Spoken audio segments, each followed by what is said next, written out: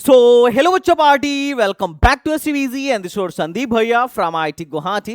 And guys, ये video बहुत ही इंपॉर्टेंट है उन सारे बच्चों के लिए जिनका अभी तक कहीं एडमिशन नहीं हुआ है और यूपी टेक के स्पॉट राउंड 2 में बैठने का प्लान कर रहे हैं या फिर बैठने वाले हैं। इस वीडियो को लास्ट तक देखिएगा, बहुत ही इंपॉर्टेंट इंफॉर्मेशन आप लोगों के साथ में शेयर करने वाला हूं। देखो यार, एक बात मैं पहले ही क्लियर कर दूं, आप में से हर एक बच्चे को अगर कोई भी ऐसा हो जो ड्रॉप लेने की सोच रहा हो और अभी तक अगर उसका एडमिशन नहीं हुआ है और फिर भी वो ट्राई करना चाह रहा हो कि चलो लास्ट बार ट्राई कर लेता हूं, तो आप बिल्कुल ट्राई करिए। क्यों ट्राई करिए? क्योंकि बहुत सारे काउंसलिंग्स में स्पॉट राउंड्स चल रहे हैं। अभी भाई साहब ट्रिपल आईटी नया रायपुर में स्पॉट राउंड हुआ है और जब तुम कट ऑफ देखोगे ना, तुम्हारी जो है आंखें खुली की खुली रह जाएंगी कि यार 60,000, 70,000, 80,000 पर भी ट्रिपल आईटी नया रायपुर में एडमिशन हो रहा है। अभी बीआईटी मेसरा का जस्ट अभी अभी फॉर्म निकला है। उसके अलावा आईजी डीटीयू अभी जस्ट उसकी काउंसलिंग हुई है। डीटीयू की जो है स्पॉट राउंड शुरू होने वाली है। एसजीआईटीएस इंदौर जैसे कॉलेज की स्पॉट राउंड शुरू होने वाली है। उसके अलावा गुरु घासीदास का शुरू होने वाला है। बहुत सारे कॉलेजों की स्पॉट चल रही है और साथ ही साथ अपना एकेटीयू का स्पॉट चल ही रहा है। एकेटीयू के स्पॉट राउंड का जो तुमने कट ऑफ देखा, वो तुम्हें देख के लग गया होगा कि भाई साहब स्पॉट राउंड 1 में काफी खतरनाक कट ऑफ गई थी, काफी लो रैंक तक एडमिशन हुआ नॉर्मल राउंड से अगर कंपेयर किया जाए तो। जब कट ऑफ आया तो तुमने उसको देख ही लिया होगा। चलो अब हम लोग शुरू करते हैं स्पॉट राउंड 2 के बारे में। लेकिन स्पॉट राउंड 2 जो है एकेटीयू का, इसमें थोड़ा सा लोचा है। लोचा क्या है इस वीडियो में समझिएगा। ऐसा पिछले साल भी हुआ था कि स्पॉट राउंड 1 में कट ऑफ लो चली गई थी, लेकिन स्पॉट राउंड 2 में कट ऑफ हाई गई। बिल्कुल ऐसा पिछली बार हुआ था, इस साल भी होने की पॉसिबिलिटी है। उसको थोड़ा सा हम इस वीडियो के माध्यम से समझने की कोशिश करेंगे कि 1 की तुलना में कट ऑफ और गिरेगा या कट ऑफ और चढ़ेगा। ये वैकेंसी, और सच कहूं तो वैकेंसी देखने के बाद बहुत सारे लोगों का जो है मूड खराब हो चुका होगा। बोल रहे होंगे कि भैया इस तो सीट के नाम पे कुछ घंटा कुछ नहीं बचा है, बड़ा ही कम सीटें यहां पर स्पॉट राउंड में बची हुई हैं, मतलब स्पॉट राउंड 2 के लिए बची हुई हैं। ये बात बिल्कुल सही है। वैकेंसी पर आने से पहले मैं थोड़ा सा दिखा दूं तुम्हें, शेड्यूल के बारे में बता दूं। तो देखो शेड्यूल ये है कि जो लोग अभी तक रजिस्ट्रेशन AK2 में नहीं किए हैं वो लोग न्यू रजिस्ट्रेशन कर सकते हैं। जो पहले से रजिस्टर्ड हैं और 20,000 पे कर चुके हैं उनको करने की जरूरत नहीं है।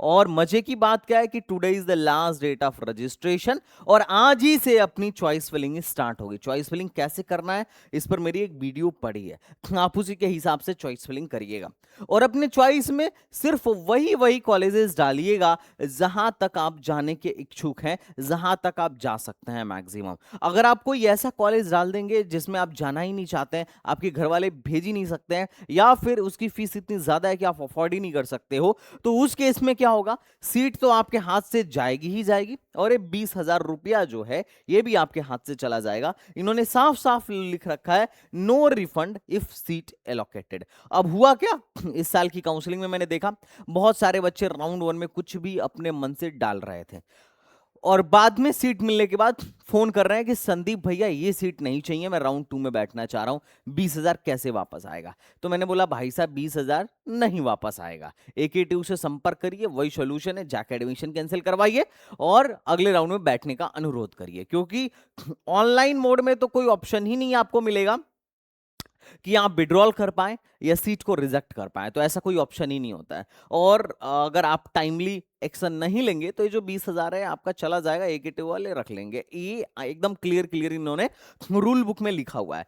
तो सिर्फ वही वही कॉलेज डालना है, वही वही ब्रांच डालना है जहां तक आप एडमिशन ले सकते हैं। और उसके बाद से ऑलरेडी चॉइस फिलिंग स्टार्ट हो चुकी है, 30 तारीख तक चलेगी।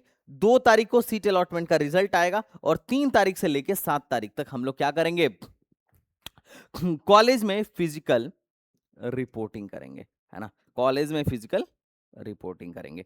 तो ये बड़ा इंपॉर्टेंट सेशन आपके लिए, इंपॉर्टेंट बात आप लोगों के लिए होने वाला है।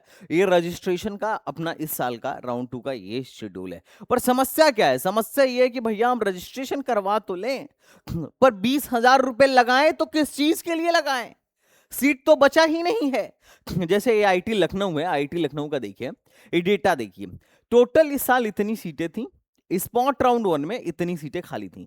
कंप्यूटर में भी खाली थी, सिविल में भी खाली थी, इलेक्ट्रिकल मैकेनिकल सब में खाली थी, सॉरी मतलब कंप्यूटर छोड़ के इलेक्ट्रॉनिक्स फैमिली से नीचे सब में सीटें खाली थी और भारी मात्रा में सीटें खाली थी। सोचो इलेक्ट्रिकल में 83 में से 64 सीट खाली होना आसान बात नहीं है, और आसान बात नहीं है इसी वजह से देखो 1,33,000, 1,34,000, 1,35,000 पे हमला हमारे बच्चों को इलेक्ट्रिकल इंजीनियरिंग जैसे ब्रांच में इस साल एडमिशन मिला है, जो कि अपने आप में बड़ी अच्छी बात है।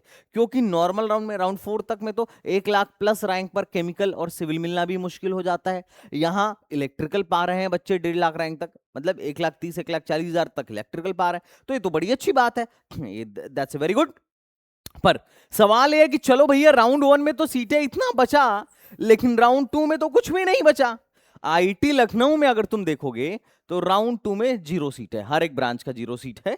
यहां पर तुम चेक भी कर सकते हो कि कहां कहां सीट बचा है, इन्होंने यहां पे डाल रखा है। अब किसी भी ढंग के कॉलेज में कोई भी बढ़िया सीट नहीं बची है, किसी भी ढंग के कॉलेज में कोई भी बढ़िया सीट नहीं बची है।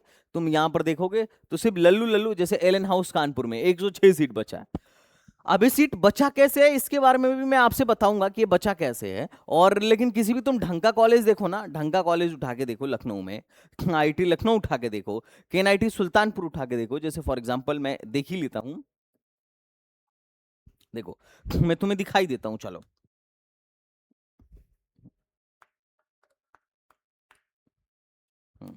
देखो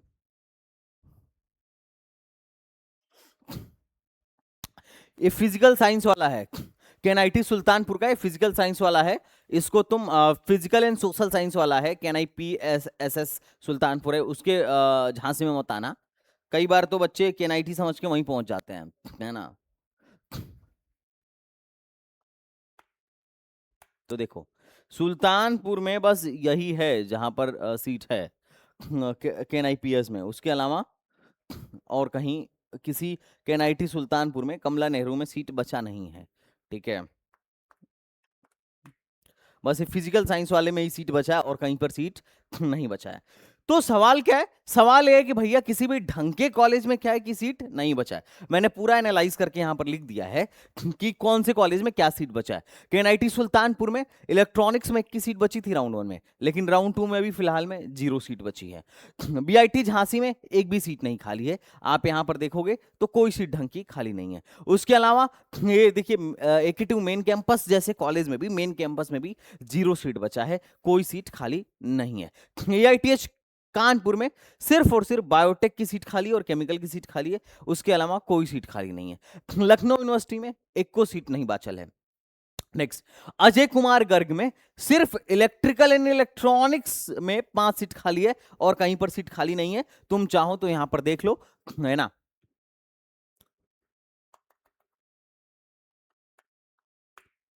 देखो अजय कुमार गर्ग, देखो अजय कुमार गर्ग में सिर्फ और सिर्फ इलेक्ट्रिकल एंड इलेक्ट्रॉनिक्स इंजीनियरिंग में 5 सीट खाली है और एक भी सीट खाली नहीं है। तो तुम देखोगे तो पता चलेगा कि भैया अजय कुमार गर्ग का भी पत्ता साफ है। जीएल बजाज में सिर्फ और सिर्फ मैकेनिकल में सीटें खाली हैं और कहीं पर सीट खाली नहीं है। एबीएस में इलेक्ट्रिकल विद कंप्यूटर में सीट खाली है और मैकेनिकल में 7 सीट खाली है, उसके अलावा कहीं पर भी सीट खाली नहीं है।